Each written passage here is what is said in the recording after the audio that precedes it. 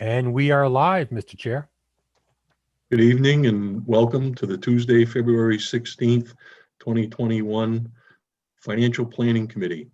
It's after the hour of 7 o'clock, so I'd like to call the meeting to order. I have a little thing I have to read here from Governor Baker. Pursuant to Governor Baker's March 12th, 2020 order suspending certain provisions of the open meeting law, GL 30A, paragraph 18, and the governor's March 15th, 2020 order imposing strict limitations on the number of people that may gather in one place. This meeting will be conducted via remote participation. No in-person attendance by members of the public will be permitted. This meeting will be live streamed and will have no option for public participation. First order of business is the approval of minutes from our February 4th meeting. Looking for motion. To approve. I hear a second. Second. Okay. Mr. Chair, I just had a small correction that I noticed. Okay. At the very top under members present, it just had my name left over from previous meetings. Well, you were there, but not as a Not as a member. committee member. Under the wrong heading. So as amended, we have to do a vote and you have to say yes. So John Rapa, Yes. Mike Hodge, Yes. Thomas Spataro, Yes. and I say yes as well. We have one member that not able to attend tonight, so those are approved. Next item of business is the preliminary 2022 capital budget. John Cudere, do you want to take that? Yes, thank you, Mr. Chairman. Tonight I want to walk you through, and I'm going to use screen sharing here to show you, hopefully that appears, to show you the preliminary, drop it down a little bit, the preliminary fiscal 2022 capital budget. So just, for our viewers at home or anybody that might be watching, there's the difference between a capital budget, a capital improvement plan, and a capital project are the following. So the capital improvement plan is a 6-year plan that we maintain, that we're in the process of updating right now, of all the capital projects that we intend to undertake over the next half dozen years or so. A capital project is any physical asset with a value of $25,000 or more, and a useful life of 5 years or more. So those are all put into this plan. Now, the 6 years of the plan work as follows. As we add projects in, they are typically in the out year, and each year the projects move up. The projects that are going to town meeting for the upcoming 2021 town meeting, that's your capital budget. So the capital budget, or just simply the projects out of your 6-year plan that are moving forward for funding requests and approval at town meeting. So what I'm showing right now on my screen is the draft capital budget for fiscal 2022. And tonight, we are going to hear from the police chief and the fire chief with regard to their capital plans. So they're going to talk about all the projects they have in their plans for their department for the next 6 years. And specifically, and in more detail, their requests for under the capital budget for fiscal 2022, these projects that are going to be coming to town meeting for review and approval. So I just want to walk you through where we are. I mentioned we're in a little bit of flux based on some of the impacts of COVID-19 on our free cash, the amount of money that we can spend on a pay-as-you-go basis. So we've had to move some projects around and we've had to bump a few things. But right now, let me just walk you through the projects that we have in the budget going to town meeting this year or at least what we're recommending. I'm sorry, did somebody say something? Oh, okay. I A thought I scanner was- was on it. Sorry, I had to shut it off. Okay. So, we list out the projects, but then we also have the columns on the right of the table that's in front of you that shows the different categories. Because not everything is funded through pay-as-you-go cash or bond. It's a combination of funds on hand, free cash, community preservation, grants, enterprise funds. These could be the EMS revolving fund, or it could be water and sewer enterprise funds that help to finance some of these projects. So what we're looking to bring forward is police cruiser replacements. There's 3 on the agenda for the capital budget. We have 2 vehicle replacements scheduled for the fire department, and that's a pickup truck, car 3, and car 1, which is the chief's vehicle, an SUV replacement. Again, both these vehicles have been in the plan for 6 years, literally, and moved up every year to get on deck for this upcoming town meeting. Then we have a project that you guys haven't seen and we haven't discussed because it wasn't part of the capital improvement plan, but it was conceived of with the rec department and the DPW director, and that is to add pickleball courts to the Ellsworth McAfee Park on 135. And so that's the community preservation process. They don't do a 6-year plan. You know, they look at all the projects anew each year. So that project was applied for and the CPC has approved it, which means it will be going forward to town meeting. Now, what we do is, since you guys are effectively the capital planning committee, we do like to make sure that you're aware of any capital projects that are going before town meeting. And you will be asked in your capacity as a committee member to make a recommendation on that CPC project, the pickleball. But it's a great project. You'll hear about it with the DPW director at your meeting next week. Then we come into the DPW projects in the highway division. We've got roadway improvements. This is the 300, or in this case, $310,000 of free cash that we add to our roadway budget of 1.1 million each year. And you have a couple of truck replacements. And then you're going to see 3 projects with zeros. In order to meet the constraints of what we have for available funds without issuing debt in this capital budget, we have had to postpone culvert and drainage replacements. It was a new program that we were trying to bring in to deal with some of our infrastructure needs. A 20-ton dump truck. This is one of the really large vehicles. This one's $343,000. And then a loader replacement. We have 2 loaders, and one of them is due for a regular end-of-life replacement, and that's over $200,000. So under normal circumstances where you have, $1.5 million of free cash to spend on capital investment, we'd be able to do those projects.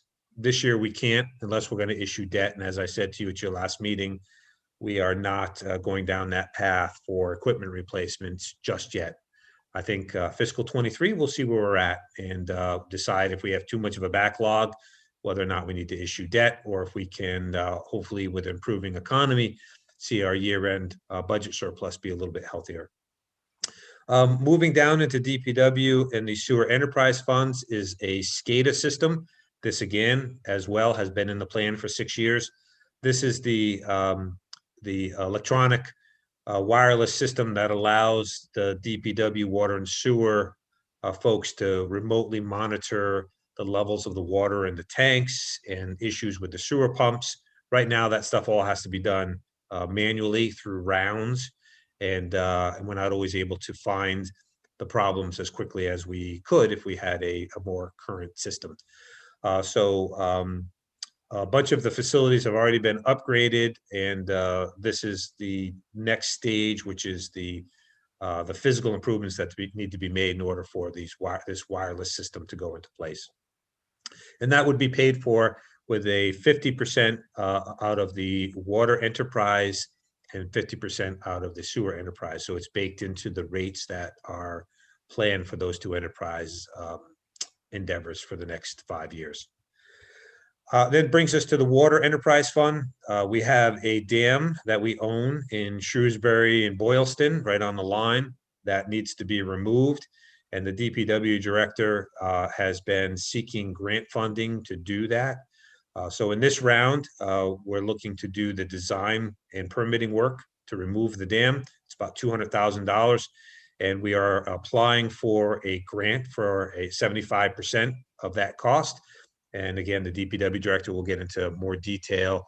There is a report. You've seen this in prior years. Again, this is a project that we've been talking about. In total, it's about $1 million to remove this dam. And so we have done things and put ourselves into various programs at the state, pre-qualifying programs that would give us access to potentially some grant funds to help us with the removal. But this is the next phase of that. And then we have a utility tractor piece of equipment being replaced out of essentially free cash from the Water and Sewer Enterprise funds. And then last but not least, I have a placeholder here for Northborough K-8 public schools. They don't have any big projects that they're seeking in fiscal 2022. They do have a roof replacement that they're looking at for fiscal 2023. But in fiscal 2022, they requested about $70,000 in small equipment replacements, snow blowers and some furniture and a few things like that. And I've already had a preliminary discussion with the superintendent, and essentially those projects don't qualify as capital projects under our policy and would not be appropriate to be included in the capital budget. But we do want to recognize the fact that, you can't just tell a department that it doesn't qualify for capital budget expenditures, but we're not going to give it to you in the operating budget either. There has to be a home for these things. And this committee has worked very closely with the departments, fire department, DPW, and police to move smaller equipment replenishments into their operating budget, things like hose, snow blowers, weapons, things that come up on a regular cycle. And so each of these departments has a small capital outlay line. And so one of the things I want to talk with this committee about is your support for me going back and having the superintendent basically modify his budget to include a capital equipment line that would allow him to, on an annual basis, plan to replace, $30,000 or $40,000 worth of these small frogs and lizards, as we refer to them, desks and microscopes and snow blowers and things of that nature. That this process, capital planning, the capital improvement plan, is for, as I said at the beginning, for projects that are $25,000 of value or more. But really, most of what we do, as you can see here, these are things that are $100,000, $1,000 or more. And we're lucky in this town. We've been able to acquire most of those things through on a pay-as-you-go basis, at least the smaller equipment and stuff. And then we do bond, large building projects and land acquisitions and things of that nature. So for right now, for planning purposes, I have a 0 in there. And so my intent is, the items that they've requested don't qualify. They really don't belong here. But it does beg a discussion with the school department about if we were to support the creation of a capital outlay line, that needs to stay and be dedicated, and not during difficult budget times be diverted to pay for other operational expenses. It needs to be dedicated, and that's how they're going to fund small equipment outlay in the future. So it's a positive discussion. Superintendent was open to it. I believe we have the ability or an opportunity through the operating budget to augment his budget to include that. But I just wanted you to be aware of that. And frankly, I would appreciate your support of the committee's policy and the process that, those small items need to find a home and they're an operational expense. They're not really capital in nature for purposes of the capital improvement plan. So as you look at this in a nutshell, we've got about $1.87 million overall in in capital. If you remember from our meeting last week, free cash is about $805,000. That's what we have available. We've got community preservation funds, we've got some grant money, and then we have funds that are available through the enterprise funds, water and sewer. So this is, as I said at your last meeting, it's mostly, equipment replacement. Next year, you're going to see the fire station project coming forward for full funding. You're probably going to see some roof replacements at one of the schools. And hopefully we'll have healthy free cash and we'll be able to continue to invest in cruisers and other vehicle and equipment replacement. So this is the draft. These are the projects you'll be hearing about. As the departments come to you, they're going to talk to you about their upcoming fiscal capital budget requests, but they're also going to walk you through briefly all the projects they have going out for the 6 years. And the beauty of this process is when car 3 comes up or a one-ton dump truck comes up for replacement, you will have heard about it and talked about it for 5 to 6 years before it comes forward for funding. And that's not to say some projects don't, come up on an emergency basis. Projects move up, they move back, they fall off because we find grants. That's why it's a planning process. But everything that you see that's in here has been in the capital improvement plan for the last 5 years, and you've talked about it. And so, but this is a chance to talk about it in a little bit more detail. Tonight, police, fire. At your next meeting, DPW will talk about the pickleball courts and all of the other highway and water and sewer enterprise fund projects. So I can answer through the chair if anybody has any questions about this capital budget at this point before we get into talking about the departmental detail. I have just a quick comment. Yep. So I guess my only comment, just for folks that don't know how the CPA funds work and why we're spending a lot of money on the recreation. I mean, I think pickleball is great, but can you just kind of elaborate like how the CPA funds are designated or need to be designated per the state? Sure. It's a great question, Tom. So Community Preservation Act was adopted by town meeting. The voters agreed to put a 1% surcharge on their taxes for funding community preservation projects. So under the statute, it falls into 3 main categories. It's historic preservation, recreation, and affordable housing. And so you have to spend a minimum amount each year, 10% on each of those 3 buckets. And then the balance you can spend on whatever you like.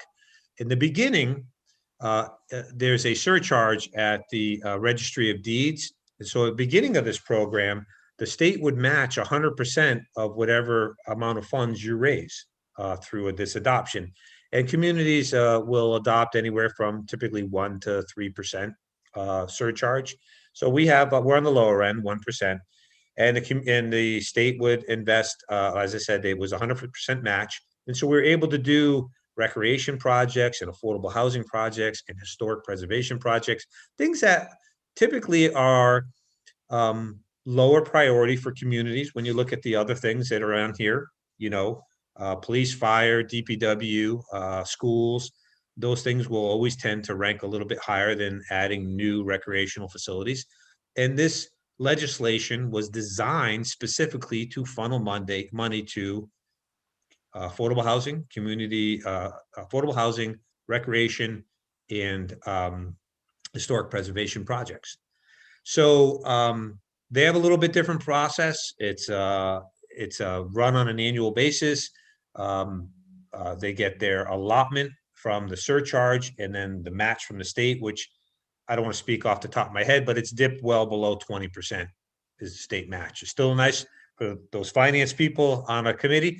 20% still a nice return on your investment, not as great as 100%, which is what it was. But once Boston joined, they sort of sucked a lot of the revenues out. And there's been a number of proposals to increase the community preservation match, raising the fees at the registry and so forth. But so the money we get from the state is considerably less than what we did when the project started, but it's funded some wonderful projects in the town. We put lights up at the middle school for the football and the soccer programs. We've made improvements down at our parks. They funded part of the improvements that we're making. You heard about at your meeting last week to Assabet Park. But their process is a separate process from ours, and it's an annual process, and it's designed to, as I said, bring recreational, affordable housing and historic preservation projects forward with a little bit of subsidy from the state in terms of the funding. So that's why you'll see a project like pickleball sort of kind of, although we've been talking about it, it's certainly not in our 5-year capital improvement plan. The CPC has their own process. This committee and my office has given some suggestions and in terms of how they can take a little bit longer term view and sort of put projects in the queue so that everything isn't just an application out of, I would say out of the blue, but just done anew every year. And what they've done, a lot of these projects is they've funded the design and the engineering work one year and then the construction the next. So it's actually worked really well. I think they've done a fantastic job. And, we purchased White Cliffs to try to preserve White Cliffs as a historic building in town that was funded through the CPC. We've done lots, as I said, lots of recreational, affordable housing projects that arguably would be difficult to push based on our priority up into the capital budget and the capital improvement plan. So probably a longer explanation than you like, but yeah, sometimes people will look at this and they say, well, how come you're delaying culvert and drainage projects to do pickleball? Two separate funding sources. The community preservation funds can't be used to do drainage projects. It's earmarked specifically for those 3 buckets: affordable housing, recreation, and historic preservation. So, but it's a significant amount of money, and it is a capital investment. And this body has made the decision that although the funding isn't under your control, your job as an advisory committee is to make recommendations regarding capital improvements to town meeting. And so even though it is a community preservation project, you have historically weighed in and provided your support on those projects where you see fit. Answer your question, Tom? Yeah, no, I thought that was great. Just for people that are not familiar with the process, I think that really explained it well. Yeah, and that's great too. And I appreciate that, because somebody, if you look at, when we get to looking at the full 6-year plan, we'll say, well, where did pickleball courts come from? It's just like the affordable housing projects. They're always in the hunt for foreclosures or opportunities to partner with Habitat for Humanity. And those projects, just kind of pop up. They're not necessarily something that you can plan for, 6 years out. And I think the CPC, has done a very good job also when people come in with particularly historic preservation projects. They've asked for more information. And like I said, they've divided oftentimes their approval up into design and engineering so that they have better confidence in the cost estimates for construction. Because I think sometimes when you have well-meaning community groups, and by the way, it doesn't have to be a department. It's not the town of Northborough. It can be, somebody who owns a historic building in town that would like to access these funds. They don't always have the sophistication and the resources to do proper engineering and cost estimating. So we want to make sure that that's good information. We have good information going to town meeting. So any other questions on the tentative capital improvement plan? As I said to you at your last meeting, this is pretty routine equipment replacement by and large. There's nothing really big here, and there's nothing in this list that you haven't discussed for the last 5 years. Big building projects, and initiatives are going to be on the horizon for next year, and I imagine we'll spend a little bit more time on those in the future. So, Mr. Chairman, unless you have any questions on the preliminary capital budget, and again, you're going to have an opportunity to discuss every one of these projects with the appropriate department over the next couple of weeks. No, John, I'm good with that. Thank you. Okay. So I guess the next item on the agenda would be the police department. Chief Liver, you want to tell us what you're asking for this year? Certainly, Mr. Chairman, thank you. This would be for the replacement of 3 police cruisers. As you know, we've had a long-standing replacement schedule of 2 cars 1 year, 3 cars the next. Our patrol cars that we use are in the fleet for 4 years or 100,000 miles, which we have found has over the years been the best way to maintain them and ready operational status. We buy the cars anew. It includes we purchase an extended warranty for either 100, depending on the manufacturer, 100,000 miles for 4 years or 125 for 5 years. So most of the major mechanical expenditures are taken care of under the warranty. Usually after the 4th or 5th year, when a vehicle's here, the cost of maintaining them off of warranty is prohibitive and they start to become expensive to maintain and repair. This year, we're looking to replace 3 cars. This is a normally scheduled replacement cycle where it would be 3. And that would keep us at the current level that we've been maintaining for some time. And it's gone up a little bit because, you know, the cost of cars has gone up and the equipment that we use to install the equipment that is installed in the cars, although we do try to use existing equipment to the extent possible. But sometimes the model year changes or the design of the vehicle changes and things like prisoner cages don't fit anymore. They need to be replaced. Light bars are too long, they overhang, and they need to be replaced. But that's basically asking for $50,000 per car.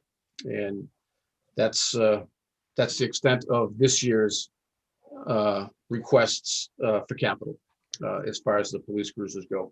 Chief, if I can just chime in for a moment through the chair, I just want to remind this body that if you recall in fiscal 2021, the chief was on a schedule of 2 vehicles, 3 vehicles, 2 vehicles, 3 vehicles. With the delay of that vehicle in fiscal 21, he originally had requested 2 per the normal replacement schedule. We were only able to finance 1 of them. And so that's why, as you see in this detail sheet in fiscal 2023, that would normally have been a 2-vehicle year that has now become a 3 year. So now you have 3 consecutive years we're replacing 3 vehicles. You know, as I say, delaying capital, it doesn't go away. You just have to fit it in someplace else. And before the chief goes on, just so we're clear, so this sheet that's being shown right now, this is the capital improvement plan, 6 years out, 6 years for just the police department. And just so folks realize, so we're talking about 3 vehicles in fiscal 22. Everything in the out years is on a planning basis. But what we want to do for you, as we do every year, is the chief now is going to walk you through the balance of those projects that he has in the out years, give you an update if the prices have changed, and if we are able to seek or obtain any grants on those projects, he'll discuss those. So unless anybody has any questions on the cruiser replacement before he moves on, because this is going to town meeting in April. Chief, I have a question. Yes. At the end of life, when we're disposing of vehicles, how do we do that? And what do we do about the residual value at that point in time? We normally trade them in with whoever we're purchasing the cars for and offset the cost of the vehicle. There are occasions when another town department may want to repurpose one. For instance, the DPW uses one of our, actually the cruiser that's pictured here. That's actually a 2013 car. We need to update that. That car was painted all black, and that's in use by the DPW right now currently, because we own the cars. And so, yeah, they either get repurposed or they get traded in. We try to trade them in at 4 years with less than 100,000 miles. We get a really pretty good return on them. Thanks, Chief. Okay. Yeah, John, I'll just tell you, when I started here, we had like 148 pieces of rolling stock because we kept buying stuff and nobody would get rid of anything. So I have a very strict 1 in, 1 out policy. And if we're holding it or it's moving down the line, and you'll hear when you meet with the fire chief tonight, that a couple of his vehicles are being replaced. They bump down the line and then one gets traded in or surplused. We used to run auctions, and frankly, my experience was they were way more time consuming, and we weren't seeing much of a better return on them. And the other issue is when we do an auction, then we have to worry about liability, and then we have to make sure that people are actually, when it goes back to a dealer, the lettering gets stripped off. We don't have anybody driving around with a town of Northborough police vehicle. So there were a lot of issues with us auctioning, and frankly, we determined that after spending all the time and energy of running a public bid, we weren't any better off. So the trade-in is the way to go. Thanks. Thanks, John. Thanks, Chief. You're welcome. The next project we have in the chute here is the replacement of our emergency backup generator here at the station. That's a full building generator. It powers everything in the station. Obviously, this is our 911 communications center. All of our radio dispatching is done for police, fire, EMS, even DPW. This generator here we have in the station is this year will be 32 years old. It's had some long runs of power where, not too long ago, back a few years when we had a long power outage, it ran 3 days straight. It developed a radiator leak that was going to cost us around $15,000 to repair, but using some contacts that I had and a personal acquaintance that does radiator repair, it ended up costing us $800. But we ended up, it's had the block heater replaced, and it's inside the building. And current building codes require that generators be outside the building for obvious reasons. We did have an exhaust leak in there, and actually that same year that we had the generator running for 3 years, it caused a fire on the outside of the building where the clapboards caught fire. And we've had to since then modify the exhaust stack. It really does not belong inside the building, and when it's running, it's very loud. So it's a massive generator. There's far more economical models out there, but it would have to be mounted outside the building. And the earlier prices and estimates that we got, this is going back now a couple of years, to mount that outside on a pad and to put the underground conduits into the building was approximately $60,000. So obviously at some point in time, we'll have to do some requests for proposals and see what the numbers come out as, and may have to adjust that appropriately. But it's an essential piece of equipment that we just can't leave expecting it just to start and run every time we use it. I know back some years ago, actually, I believe in the same period of time, the fire department's generator failed. It was based on age, and they had a hard time getting parts. So again, we want to avoid that here. This is a very critical facility here for the town. So along those lines, again, Chief, I'm going to chime in because I want people to feel warm and fuzzy that the police department isn't going to go without power, and our 911 systems aren't going to go down if this generator dies. Several years ago, we went to town meeting supported by this committee, and we got a generator on a rolling generator on a trailer. And then we spent money and we wired our critical infrastructure, town hall, the police department, the fire department, and some of our main pump station in town that handles 98% of the flow. And so in the event that we have a power outage and this generator were to go down, within 10 minutes across the street, they'll wheel this generator over. It's pre-wired. They fire it up, they plug it in, and they're back in business. And so that is our, when it comes to emergency planning, we are belts and suspenders. So that's one of the reasons why we have the luxury to plan for the replacement of this a couple years out, because we do have a backup to the backup essentially. So that puts us in good shape. The other thing is, if you remember at town meeting last year, we had a generator replacement for the highway garage.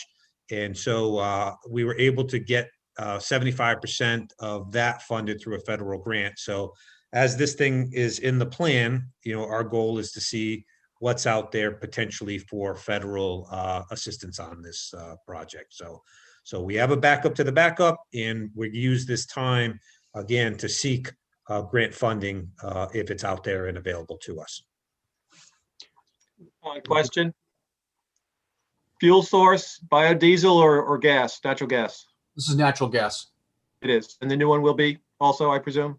Natural gas. Yeah. I think we could look at the potential for perhaps a dual fuel, just in case there's an interruption in natural gas supply. But that's something we'd have to look at moving forward. Thanks, Chief. Thank you, John, for bringing that up. We also do have a maintenance contract, or the generator is serviced about 4 times a year. So it is well maintained. It's getting on in years, like me. So. So next on the agenda here, we have dispatch console.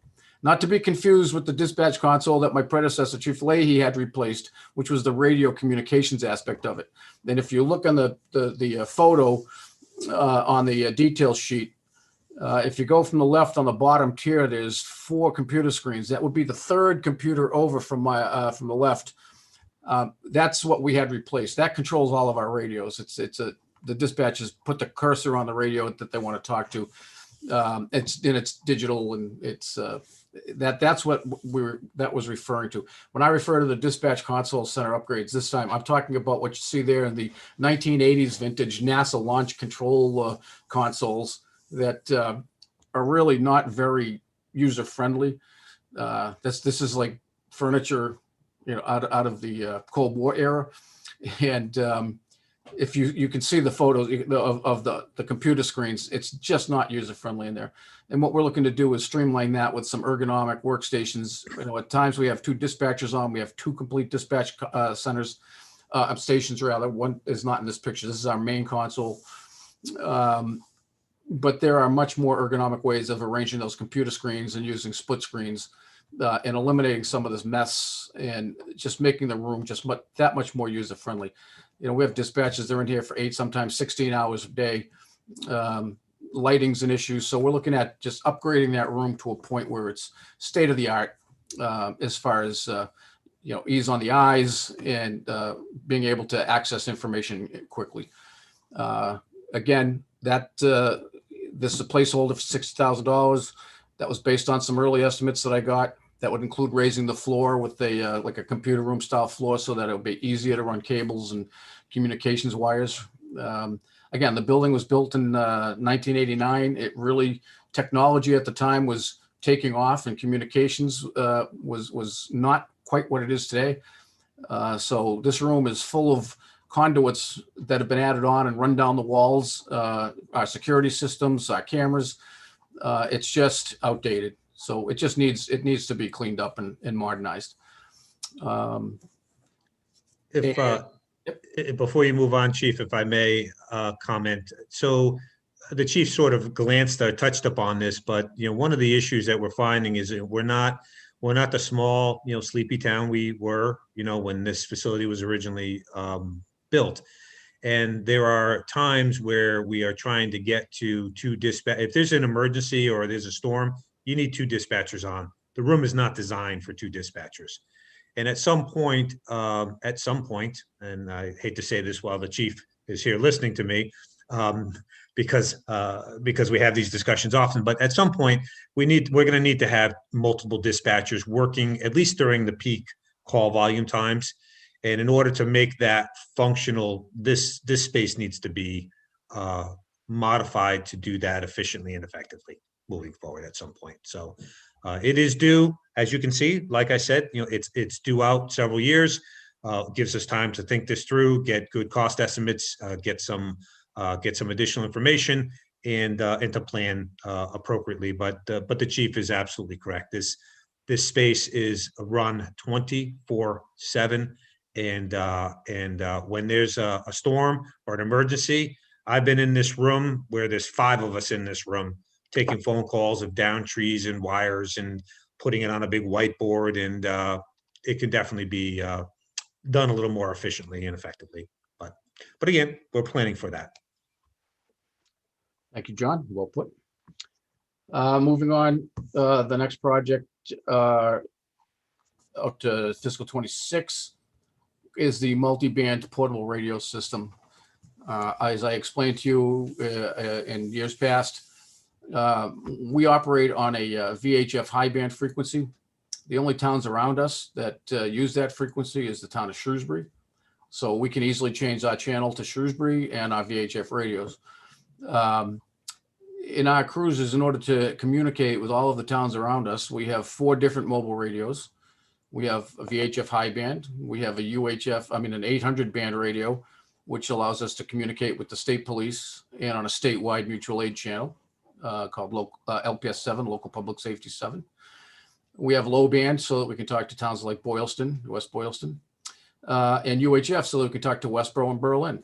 This portable radio allows the offices to talk to all of those communities off of the portable radio. And they are expensive. They're about $7,000 a piece, but it eliminates the inability of us to communicate when we go mutual aid to Westboro. An officer has to get out of the car.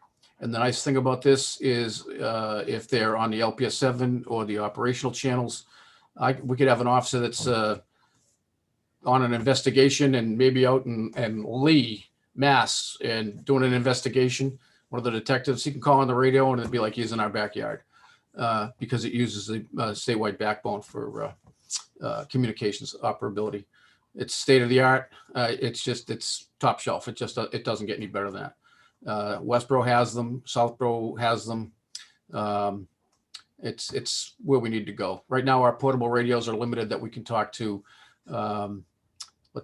Shrewsbury, MEMA, and the fire department. Again, this is just something that we use moving forward. It's very expensive outlay, so that's why it's put out a few years. Chief, also, I just would chime in with about 4 years ago or so, maybe 5 years ago, the Board of Selectmen opted to sign into a statewide mutual aid agreement, which means our officers can be deployed and have their full authority anywhere in the state. And so that in the case of an emergency, that is always a potential possibility. And the interoperability of these radios would obviously be critical in a situation like that. Plus, because we are in this mutual aid agreement, if we need to call folks in and they come from further away than Shrewsbury or Westboro, we want to be able to effectively communicate with them. This is one of these programs where, frankly, I get frustrated because you're going to hear from the fire chief when he goes through his, because he's got some radios in his request as well. But it's frustrating because these are things that the state should be incentivizing and mitigating the costs of for that interoperability for emergency planning. And it's frustrating to me that, in my opinion, they haven't done enough to put grant programs out there that would allow communities to purchase these things at a more affordable rate. Because this is a huge number for radios. How many radios? Is it 20? It's 23 radios. Yes, there'll be 20. One spare. So very expensive, and there should be some support for these. So, thank you. And that's all I have. All right, So very good. Yep. So that's the end of the police chief's request. And again, as we do every year, and again, I know we're being broadcast now, so I want the folks at home to understand this, is that we talk about all the projects out 6 years. And so, by time, if you're still on this committee in 1, 2, 3, 4, or 5 years, you're gonna understand this because you will have heard about it for 4 or 5 years straight. Hopefully with a grant by the time we get there, but I guess we'll see. So.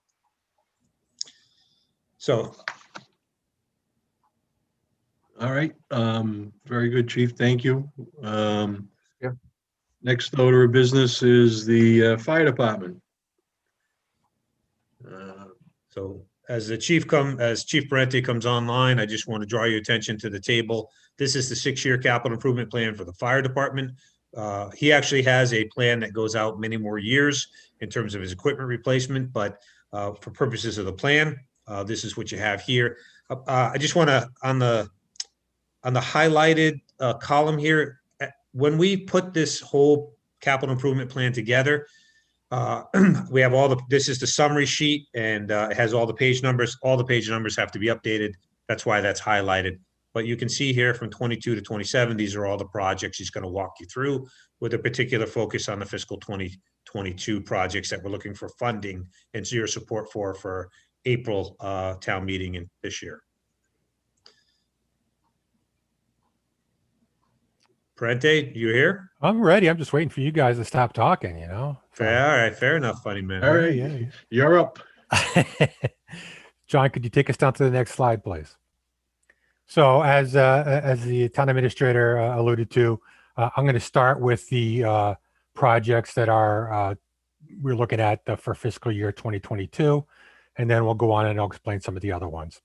So the first product you see here is to replace our pickup truck. Now, interestingly enough, and John had mentioned that we look out 6 years with all of these. This was originally on our replacement for 2017, the year after I came here. Just because it's on the list doesn't mean that we have to replace it if it's still in good shape. I don't believe in just spending money just because it's on the list and we have to. So we actually put it off, and now it's time. This vehicle is it's a 1-ton 4-wheel drive vehicle. It's our primary tow vehicle. So it tows our boat, it tows our 3 trailers. It is our support vehicle for our dive team members when they're deployed across the district. And it also does inspections, investigations. Whenever we have a fire, it always shows up to pick up all the hose. So it's really a workhorse. Does quite a bit for us. The price for the vehicle that we have in there is $80,000, and people say, "Wow, $80,000 for a pickup? That's a heck of a lot of money." Well, with this vehicle, it's not just the vehicle itself; it's all the radios that go in it, it's all the lights that go in it, it's any additional equipment we may have to buy, the tow package. And as you gentlemen know who have been around for a couple of years, just because I ask for $80,000 doesn't mean I spend $80,000. I spend what we need to spend. And then I think it was the engine I gave when I first here, I gave back $100,000. It's the same thing with this. If we don't spend $80,000, I turn back what we don't need. What I don't want to do is start cutting off edges and shaving this and shaving that because we don't have enough money. So I'd always rather give back what we don't need. So that's the first project for 2022. The next one is replacing car 1. Now, car 1 is my vehicle, and if you've ever had a chance to look inside this vehicle, I think it takes a degree to figure out how to run this. There are multiple radios and scanners and repeaters and all kinds of stuff in this vehicle because it was set up not just as a vehicle for the chief to utilize to respond in, but as a command and an operations vehicle. And the idea would be going forward to keep it in that same vein with probably less radios, but they'd be more expensive. And that the radio, just as the chief had pointed out with the portables, we can now buy multi-band, multi-channel mobile radios that do the same thing. So right now I have a high band, I have a low band, I have an 800, I have all these different radios in my car just so I can talk to everyone. Going forward, we would have 1 to 2 radios that I can talk to everyone with, one for fire ground operations and one for to speak with fire alarm. The intent is to take this current car and to repurpose it. So whenever possible, I like to repurpose something instead of getting rid of it. And our car, what's referred to now as car 4, and I apologize for the confusing numbering. We have a car 1, a car 3, and a car 4. And people ask me, what happened to car 2? I said, I don't know. I wasn't here when I got here. This is kind of the numbering we had. So this car would be repurposed down and become the new car 2. And what that's utilized for is the on-duty captain utilize it to respond if I'm not available. It gives them a command vehicle to use. It has some of the same, not all the same capabilities, but some of the same capabilities because some of the stuff will come out and go into the new vehicle. So it won't necessarily have all the research capabilities and all that mine will. But it'll allow us to repurpose that vehicle and replace a vehicle with over 90,000 miles on it, which is what the current car 4 has. So that would be the intent with this one. And again, $76,000 base cost for a Tahoe SUV, or and again, no decision has been made on the model yet, but it's anywhere between $50,000 and $65,000 depending on what we're going for. And again, you have replacement radios, lights, all that stuff that needs to go into these. So these are the two primary projects for 2022. Before I go on to the rest of them, are there any questions on these two items? Okay, thank you very much. John, could you slide to the next one? Now you got me all messed up. Do you want me to speak about this, John, or do you want to speak to the fire station? Yeah, I'm happy to, happy to speak to the building project since we're kind of in the midst of it. So, so as you know, we had a feasibility study that was done regarding the fire station. It was a space and needs a programmatic space needs analysis. Ultimately, the feasibility study determined, as you well know from the presentations you received in the past, that we can't expand on the existing site and get the space needs that are required for this operation. Originally, this station, built in 1974, was for a volunteer department with no ambulance. We now run 3 ambulances, and we run 2 ambulances in a backup rather, and a full paid station fire staff, along with a call department as well. So the feasibility study was completed. It was recommended that we seek an alternative site. We went through a public bidding process and identified 6165 West Main Street. This is the old Pierce gas station across the street from Dunkin' Donuts. We then got into a very long negotiation with the owner. Then COVID-19 hit, and all of our projects got delayed for a bit. But we have entered into a purchase and sale with the owner for the 6165 West Main Street. You probably have noticed that all the buildings have been demolished. Under the purchase and sale, the owner, seller rather, is responsible for removing all structures, including structures underground, and handling any required remediation. This is a former gas station, and although remediation work was completed, based on our review, we were concerned that there might be some other issues out there. Right now, there is identified contamination on the site. The town hired its own LSP, a licensed site professional, to work with the seller and to make sure that our interests are being taken care of with regard to the remediation work. So right now, we're probably looking at a final closing on the new property sometime at the end of March. We also have a purchase and sale that we are discussing with a small property, 10 Monroe Street. These were all part of the bid process and the presentation on the feasibility study that you've received in the past. And the study is available on the website as well if anybody wants to see it. But there's a small 1/4 acre parcel that we're interested in purchasing as well. That would essentially give us what we identified as the only centrally located viable site for a fire station in Northborough. So we're very lucky to have that site available. It hasn't been the easiest site to get through the purchase and sale on, but I'm confident that we are working our way through. So given that, we did have an appropriation approved at town meeting to pay for the owner's project manager under Mass General Law, Chapter 149, or Section 7 rather. You have to have an owner's project manager for any project over 1.4 million. So we have to go through a public process to hire that person or firm. And then we will hire the architect to come back and do the full design development, all the way through construction documents and bidding. So we anticipate following the closing on the property that the committee will get going again, hire the OPM, and work on the design for the new fire station. That will take place through the spring, summer. We'll come back in the fall, updating the Financial Planning Committee, Appropriations, Board of Selectmen, and the public with the design and where that project is. And then ultimately, it will come back to town meeting in 2022 for final approval.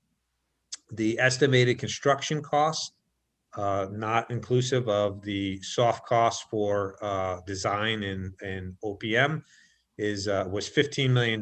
We've escalated that by 3% over 2 years and rounded it to 16 million. The final cost will be based on the final design. So that cost will move around as we complete the design. But essentially, this project is moving forward through this calendar year. It will come back for a vote at town meeting. It will be a debt excluded project, which means that the debt service, the financing cost for principal and interest on this project would be excluded from the limits of Prop 2.5, as all large building projects are in accordance with our financial policies. And then it would go to the ballot and need to receive approval by the voters at the ballot. So that's the schedule. That's where the project is after a little bit of a delay in the acquisition of the property, and then really the delay caused by the pandemic. The project's back on track and moving forward. There's no appropriation that's needed this year. We have the money that's been appropriated. We just now need to engage the RFP process for the owner's project manager and to select a designer, the architect, to move forward and complete all the work to be able to bid this thing out. So I know you've received extensive presentations and information on this in the last couple cycles, but we can answer any questions that anybody may have at this stage. So again, no approvals required either at town meeting or at the ballot, and this cycle project is just moving forward. Thank you, John. Appreciate that. So the next project in the queue is our regular ambulance replacement. Our ambulances, without question, are the workhorses of our department. They get the most runs, the most miles. They're transporting to Worcester all the time, Marlborough, sometimes to Framingham. So they get a lot of work. We have transitioned from the large truck style. If you recall seeing our old ambulance, they looked like these big trucks. We've gone back to more of a traditional box type ambulance for several reasons. Number one, they're less expensive. Number two, they're easier to drive. And number three, it's actually cheaper to have them worked on. So to me, and the firefighters, the paramedics like them better for operational purposes. Easier to get in and out of places and around. So you'll see the prices have gone up on these somewhat from the last one we purchased. You'll see fiscal year 2023, we have 400,000, and fiscal year 2026, we have 415,000. And the way our process with these ambulances, we have 3 ambulances, and I instituted that when I came here, mainly because we need to have 2 ambulances that are in service all the time. We're that busy with our EMS calls. We probably do 68 to 70% EMS calls. So what happens is we buy an ambulance, that becomes our primary ambulance. The next one goes back to second due, and that one covers all second ambulance calls, or if the primary is out, it moves up to primary. We then have a mechanical backup, and that mechanical backup is used for whenever one of the first 2 is out of service, or in the event we have a standby at, say, a high school football game. We take that ambulance to the high school football game because it is licensed and it is able to be utilized for that. And that way it still allows us to keep our 2 primary ambulances in service to deal with our call volume. So the intent would be to replace our 2013 ambulance in 2023 with a new ambulance, and then have our 2020 move back to our backup. And then in 2026, we would purchase an additional ambulance and move them, continue to move them that way. One of the things with ambulances is some of the equipment on ambulances are very expensive. One of the things that the town allowed us to do with this last purchase was to purchase a power cot with a power lift. And what that means is the cot not only is controlled with basically like with a battery, so our guys don't have to lift it up and down. It also now hooks into the ambulance and it loads itself. So not only does it lift, our guys don't have to lift up a 300, 400, 500 pound patient and try and support them. So the cost of that is well worth saving one back injury from any of our people. So very excited with this. It's a great project. The guys, again, they spend a lot of time in this. They spend a lot of time designing these. So Let's go ahead and move on to the next one if we could. Just if I may chime in sure. before we move on, I think it's important for the committee and the public to realize that we run an ambulance service. We do charge fees, Yes. and the acquisition cost is 400,000 that you see in fiscal 2023 will actually be paid for out of those fees. So there'll be no general fund money or tax dollars going to the normal replacement and acquisition of these ambulances. And as the chief said, he has them on a regular rotation, and that's why we do charge fees. And it's mostly, as you know, everybody's required to have insurance, so it's third-party payers. Yep. Federal government doesn't pay very well, but we take what they give us. But if you look under the column over here where it says source of funds, and there's a table down at the bottom, you see that 5, that's EMS revolving funds. So these will be paid for by the fees that we charge when we respond to an ambulance call. Yeah. And just our two current, our second due and our third due ambulance both have over 70,000 miles on them. So that's how quickly they build up mileage. It's just amazing. So the next item is our rescue truck replacement. So the rescue we run is a rescue pumper.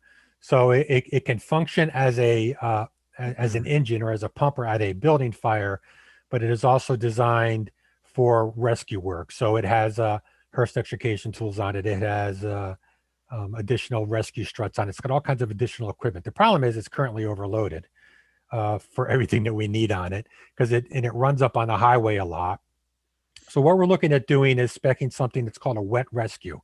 So it has a little bit more rescue compartmentization, but it still has the capability of functioning as an engine, which allows us when we have to participate every so many years in an ISO rating, Insurance Service Organization rating, which helps set our rating for our fire service. And we need so many fire engines in order to get a satisfactory rating. Well, by keeping this as a wet rescue, it allows us to do that. The estimated cost is $800,000, which I know is amazing. When I first started buying fire trucks, there were a heck of a lot less than that. I look at these numbers now, and what we did to get this number actually, Captain Desitel, who's the chairman of our apparatus committee, actually brought in about 6 different vendors because we wanted to have a good number coming forward. And this was kind of the average of all of them. Wasn't the top one, wasn't the lowest one, but this was the truck and some equipment. Again, as I mentioned before, I like to repurpose equipment when I can. So why buy all new hose if we can put hose on here if our hose is fine? But we may need a new Hearst tool depending on the age of the tool when this is, in 2024 and the condition of it. Or we may need some new rescue struts. So this is for the truck and for some equipment. And anything we don't spend, again, goes back to the town. You can Chief, slide up. Yep. If I can ask you to clarify something, because Sure. I get these questions a lot from folks, especially the public. Can you just please explain the difference between an engine, a rescue, and a pumper, and whether or not they're the same machine with different functions, or but we see those terms used interchangeably sometimes. We do. And one other thing before I get into that, I forgot to mention, is all the maintenance for this vehicle, since this vehicle is a rescue and spends most of its calls doing rescue work. Part of the maintenance for this actually comes out of that EMS revolving account again, because it does motor vehicle accidents, rescue work. So that's another benefit to this rescue. So interesting enough, the fire service loves calling one truck many different things, just because that's what we do. And depending on the part of the country you're from, you could have a tanker, which here in the Northeast is a truck with 1,000 gallons of water, and out in California has wings and drops a whole bunch of water on fires. Out there, it's called a tender. So here we have engines, which normally are an attack engine. So it's an engine that is set up to respond to building fires. Its primary purpose is to attack building fires. Water supply has a significant number of hose on it, so it can supply itself. That's the primary purpose of that. A pumper, depending on the decade we're talking about, to be honest with you, and again, I apologize for sometimes mixing different types of things. A pumper primarily does water supply. So isn't necessarily set up for fire attack, but it would be set up to run to supply water from the hydrant, from a dry hydrant, from a cistern, from any kind of other water source to the fire scene for the engine to utilize. What we do lots of times is we start mixing once we get a little, instead of calling it a rescue engine, we refer to it as a rescue pumper, because what a rescue is set up for extrication. It's set up for all our airbags are on this truck, so heavy lifting. All our cutting tools are on this truck. If we get a building collapse, if we get a heavy rescue we need, that's all on this truck, plus the capability of supplying water to the fire scene. It does have limited fire attack capabilities. It has some pre-connect hose, but not as many pre-connect hose as an engine has. So that's really the big difference. And don't even get me into towers, elevated streams, and all those other things, because we can go crazy on those as well, all the different names. But that's the big difference between engines, rescues, and pumpers. Thank you, Chief. Whenever I do training sessions on capital planning, I always like to ask those questions. These are people who serve on finance committees across the state. And I say, what's the difference between an engine, a pumper, and a rescue? What's the difference between a loader, a backhoe, and a skid steer? And they look at me with a blank face. I'm like, that's why when we do our capital planning in Northborough, we have this format. That's what an engine looks like, or that's what a rescue looks like. Or, like you just talked to the police chief, what does that old generator look like?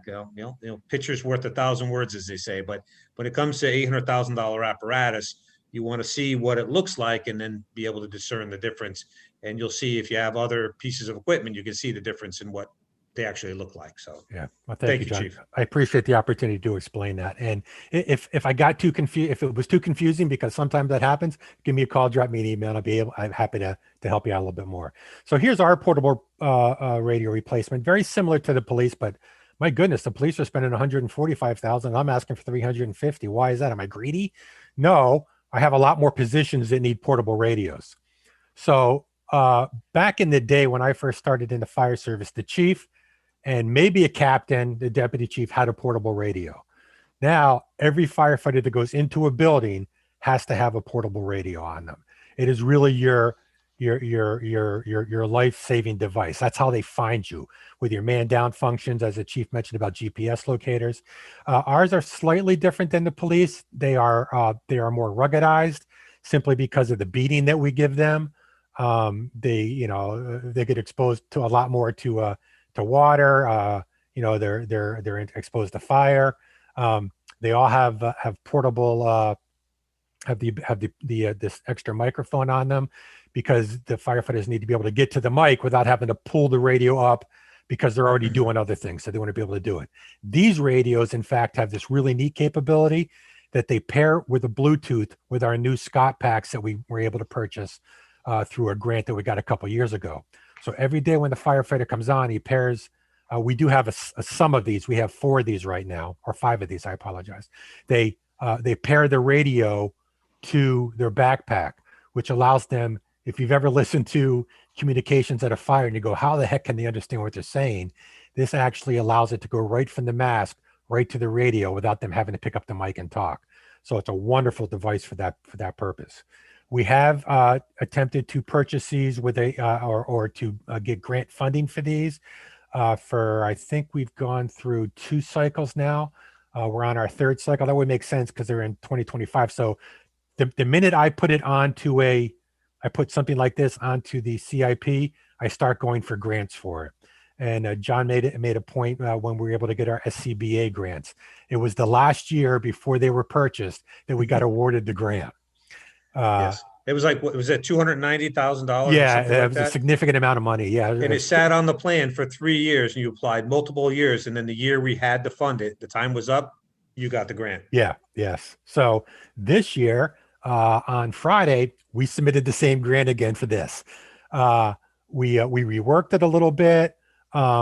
We looked for any way we could try and save somebody or make it more pleasing. But as the police chief said, we have the same problem that they do. We are running on 154 frequency. We have to be able to talk to people who are running on 800 frequency, on 700 frequency, on the 400 band frequency. such as Westboro, Shrewsbury, Marlboro. I have one of these portables. I went to Marlboro for a building fire the other day, and I could talk with the same portable to my engine company and to the Marlboro companies, which is just amazing. The technology has come so far, but it does come with a cost. And our estimated cost for what we need is $350,000. That puts enough portables in each of the trucks for any off-duty people coming back on. So, and for any of the on-duty people to be utilizing them. One more project, I believe, John. Question? Oh, yes, Question, Chief? Approximately how many units are behind this number? about 43. 43? Right. So it's based on what's what they call seated positions. So each engine, each tower, each rescue has so many seated position, whether it's 2, 4, 6, whatever it happens to be, and then we take that, we multiply it out, and in order to meet ISO specs, you're supposed to, and safety specs, you're supposed to have a portable for each seated position on the One truck. for one. Okay. Right. Right. Good. John, would it make sense to have that quantified somewhere in here for anyone Yeah, reading this in the future? and that's why we love to do this for you guys. Like we want to answer the questions, but yeah, I actually, funny, John, you said that. I just made a note to put the number of units in here. It's Thank helpful. you. We want people to know what we're talking about. Thank Yeah. you. Yeah, and so again, it's about twice the price, and it's about twice the number of portables. So that it makes sense. And again, they're ruggedized, so they're slightly more expensive than the PDs, because I can tell you, firefighters are not gentle. There's an old story: you put a firefighter in a round room with 2 steel balls, he breaks one and loses the other, and that's pretty accurate. So that's why we have to buy them a little ruggedized. So if you could go to the last project, John, which is the replacement of engine 1. Engine 1 is a 2005 engine. Engines tend to get about 20 years of life out of them. I can tell you that we take pretty darn good care of our apparatus, and I thank the town for a wonderful maintenance budget, and they allow us, when something's broken, to fix it. It's not a matter of patching it. We actually repair them.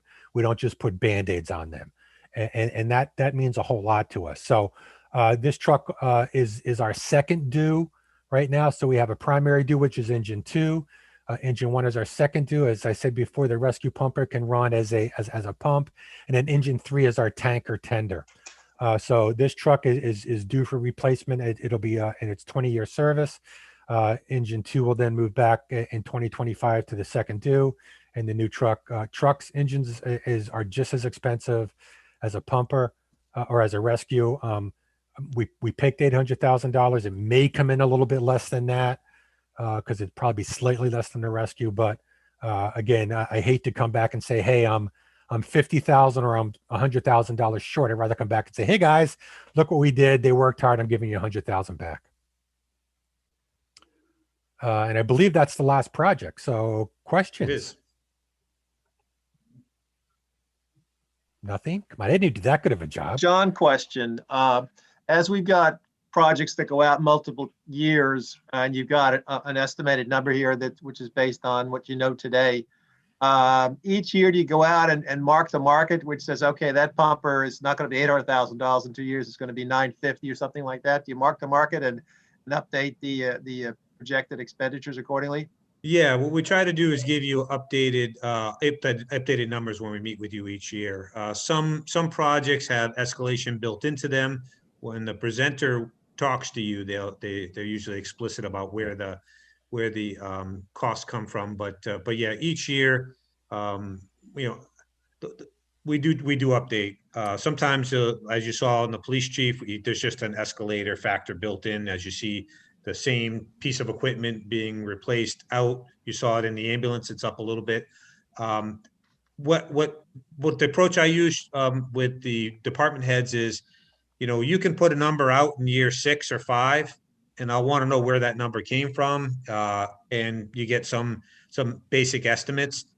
Each year it moves up, it needs to be more refined. When things get into on deck, so next year it's going to go into a capital plan, I want a rock solid number at that point in time. So as things move up, the number will be much more refined. So that's usually what we do. By the time we get to where it's going to town meeting for approval, like any project that's going in the fiscal 2022, that's based on current cost estimates. One of the things that happens is you would think it'd be easy to do, but folks don't want to go through the trouble of quoting projects that they know you're not going to fund for 4 or 5 years. So sometimes, believe it or not, we can't get vendors to talk to us or to give us estimates depending on the nature of the project. So when it starts to get on a little closer and on deck, you get a lot more interest, and it takes time and energy sometimes to get quotes. You got to contact 4 or 5 different vendors depending on the nature of the project. So it's very time consuming, but more conceptual numbers in the out years as they move up. Anything that's going to town meeting or on deck, those numbers should be good. John, if I may, for the projects you saw tonight, John, were updated prices. Yep. So Thanks, Chief. so what we do is just from the fire service side, I know who got a new engine in District 14 or who got a new engine, and we reach out. Hey, Chief, what'd you pay for it? What'd you get on it? What'd you do? Yep. So it just gives us, as every year as we get closer. So I don't go from 600,000 to 800,000 and have, whoa, what happened? So I Right. can move it up gradually as the times come up. Good. Thank you. We like to scare you with the numbers on an annual basis. So, all right. So, one of the things that we'll talk about, like, as we start to look at the full plan is, we've got, an $800,000 apparatus in 2024 and then another one in 2025. Ultimately, there's one move a year or so, or, that's sort of the discussion that we have, trying to smooth out the availability of funds to do these projects, but also if you'll see the source of funds code on this one is a 2, and a 6. 2 is general obligation bonds, and 6 is free cash. The last engine we bought, we were lucky that we paid cash for it. We used free cash to pay for it. I don't know if it's possible to do that moving forward. The costs keep going up, and obviously an $800,000 piece of equipment is appropriately funded with debt. Now, what we do is we try to match up equipment. We try to finance for 5 years, a big piece, $1 million apparatus. We might finance that for 10 years, even though it has a 20-year useful life. We go with the smallest financing period that we can. That way, we're always turning over the debt and freeing it up. You'll see a lot of small towns, they'll buy a pickup truck and they'll finance it for 10 years. And they may only get 8 years of life out of that. We pay cash for our pickup trucks. And if we had to finance them, I wouldn't finance them for more than 5 years. So we want to turn that debt over because you can artificially look like you're better off than you are. But what happens is you're just stacking that debt up and it's going to eat into future budgets. So we turn it over as quickly as we can. All right. Thank you, Chief. Chief's going to hang on. He's our host tonight, so he's going to be hanging in the background. All right. As we wrap up. Very, very good. Thank you, Chief. The next order of business are the meeting dates. I see, John, that you've attached. There it is. Yeah. So right now, the way things are laying out, you can see the meetings you've had, and then moving forward on next Tuesday on the 16th. Next Tuesday on the 24th, we'll have DPW coming in with their capital requests. They're the lion's share. They have the most. Police and fire have significant equipment requests. The occasional building project. DPW has a lot of equipment, a lot of infrastructure, and it's going to be a full meeting. But we'll talk about the highway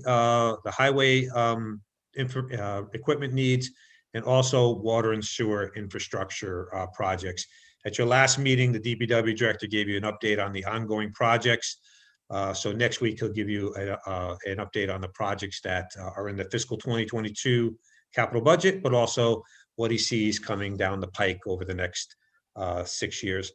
This is one of the things that we're going to spend some time massaging, because we postponed projects last year. We have a constricted budget this year. We're going to see a bubble in 2023 starting to get pushed out, and we need to be realistic about what we can push out and try to pay cash for, and what we're going to need to maybe take on and issue a little bit of debt.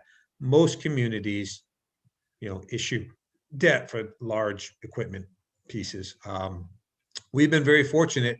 we have paid cash for every bit of equipment since 2012, including, as I said, a $688,000 fire engine a couple of years back.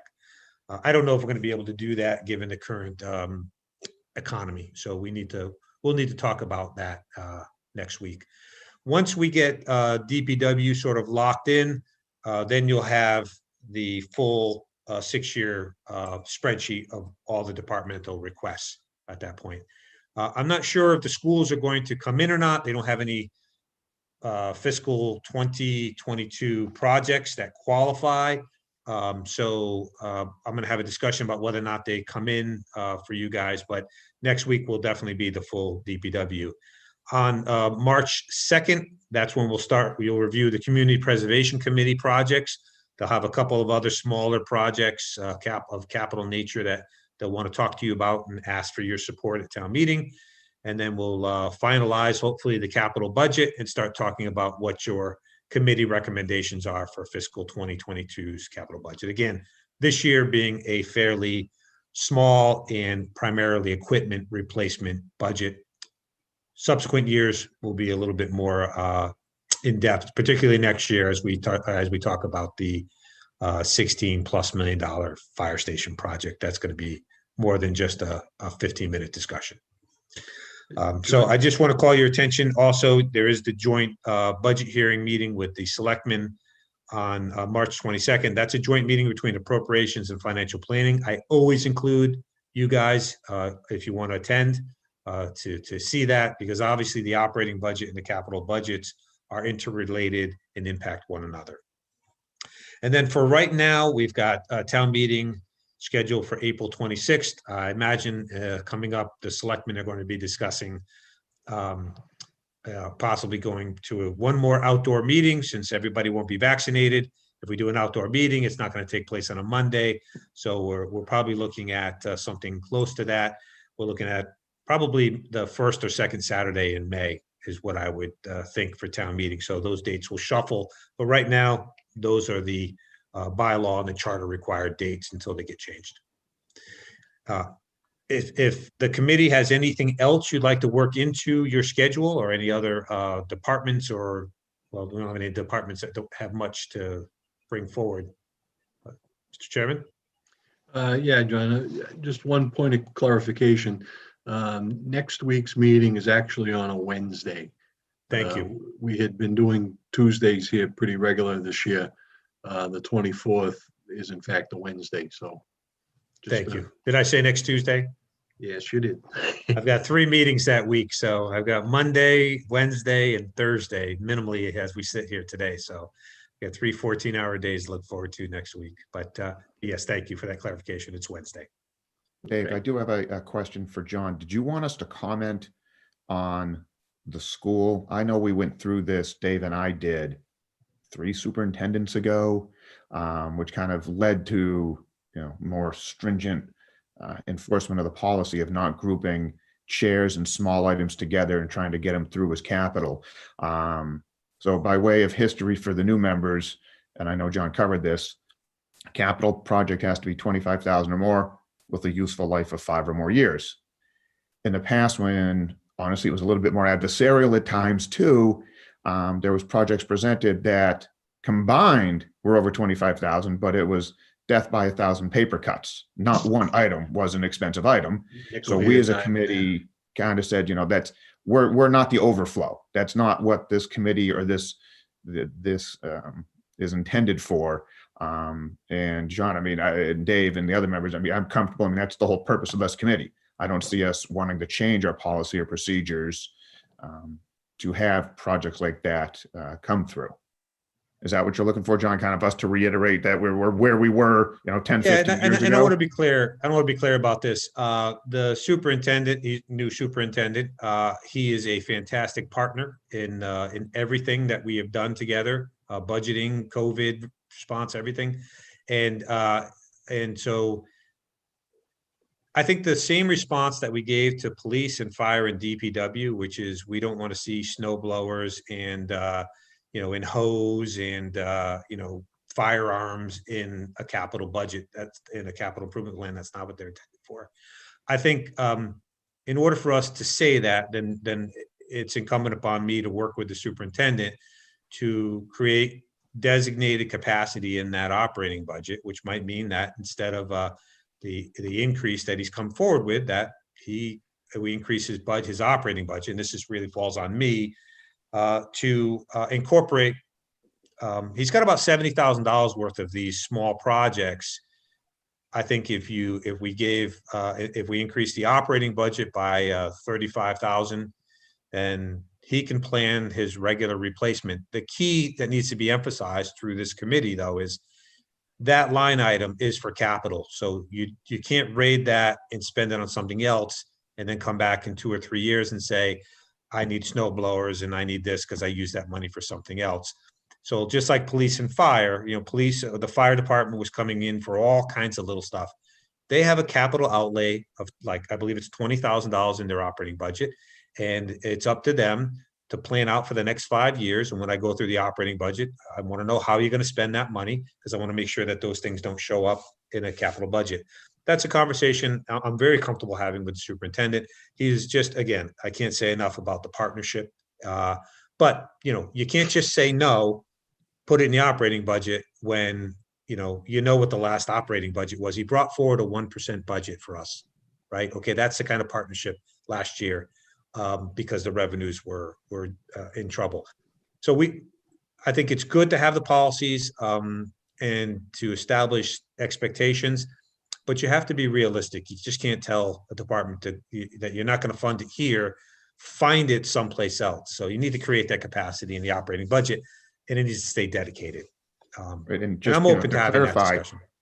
Our committee, for the thousands watching at home, our committee advises on capital items. It's not saying yes or no, we think this should be, you should spend it. They need chairs, they need snow blowers, they need it. It's just, we don't want the overflow. We want to kind of maintain the integrity of each of these. And it's John's job with the department heads who, and everyone works fantastically together to figure that out. So I want to be clear, we're not saying, no, that's not our role. It's just, we want capital items in the capital plan. Yeah, I think the question that you want to ask is, listen, is this, if we didn't have free cash, available funds, would this be something that you would finance with a general obligation bond for 5 years or more? And if the answer is no, then it has no business being in your capital plan. I would not finance, unless it's new construction, chair replacements, desks, microscopes, a snow blower. And again, his job and the school committee's job is to identify these needs, and collaboratively, we need to find a way to find a home for these things. I think one of the things that we do well here is our boards and committees here, they don't just shout out rhetoric and take impossible positions of, you need to come in with a zero budget and miraculously, we're not going to give any money for capital. And, and there needs to be enough resources for them to be successful. And I think we can work something out. So just so you know, a lot of the requests, they had a long time facilities manager who retired. And what I think they found out was that he was using a lot of his own personal equipment to do a lot of the work around the schools. When he left, his snow blower and his chainsaw and a lot of the other equipment went with him because they were his personal equipment. So they need to have these things. And again, I think this is something that we can work out. Good. Thank you. Thank you. All right. Anything else, John, or anybody else on the committee? Anything else you guys want to bring forward? No. So as I said, next week we'll go through DPW, a lot of stuff there. One other thing I just want to give you a heads up on is I'm inclined to put a placeholder in the capital improvement plan, and it's a placeholder. As the master plan implementation committee gets going and they start to do their work, I anticipate they're going to come up with a project or two. It may be a study. It could be a downtown revitalization study. It could be they may come forward with something. And I think we want to put a to be determined placeholder, a couple years out, so that that committee can do their work, get on track, and when they come back with something, I don't think it's realistic for us to put it 6 years out. So, but I don't know what that's going to be. So I just want you to know, I think something is going to come. Until that committee does their work, we're not sure what it is, but we're going to put a placeholder in there. Again, that placeholder can then get pushed out further. We might see grants to do whatever it is that they want. But not unlike the master plan itself, the master plan itself was $100,000 study that was included in the capital improvement plan. You know, again, significant studies are appropriate. They're appropriate, particularly if they're going to lead to a capital project. So that's something that may come up and we can chat about at a future meeting. You're gonna put a dollar value on that, John, or just TBD? To be determined. I'd just be pulling a number in a project out of the air, but I think we want to give a nod to, we went through this, 2-year-long master planning process to develop these goals, these overall goals. And now the master plan implementation committee, which has been appointed by the selectmen, their job is to look at these goals, prioritize them, and to bring forward, what are the next 2 or 3 things that we should be focused on and working on. Those things are going to require funding if they're capital in nature. And so I just want to put a little placeholder in there, and we can talk about it at the appropriate time. Make sense? Yep, smart. Okay. Again, our capital Okay. plan should be informed and supported by our overall strategic planning, like the master plan. These things are supposed to be interrelated and work together. Okay. Anything else from anybody? I'll entertain a motion to adjourn. I'll move to adjourn. Is there a second? All those in favor of adjournment, Mike, Yes. Tom, Yes. John Rappa, Yes. and I vote yes. Meeting is adjourned. Thank you, gentlemen. Thanks, everybody. Thanks, Chief. See you next Wednesday. Guys, have a good night. Good night. You all. Night. Thank you, Chief.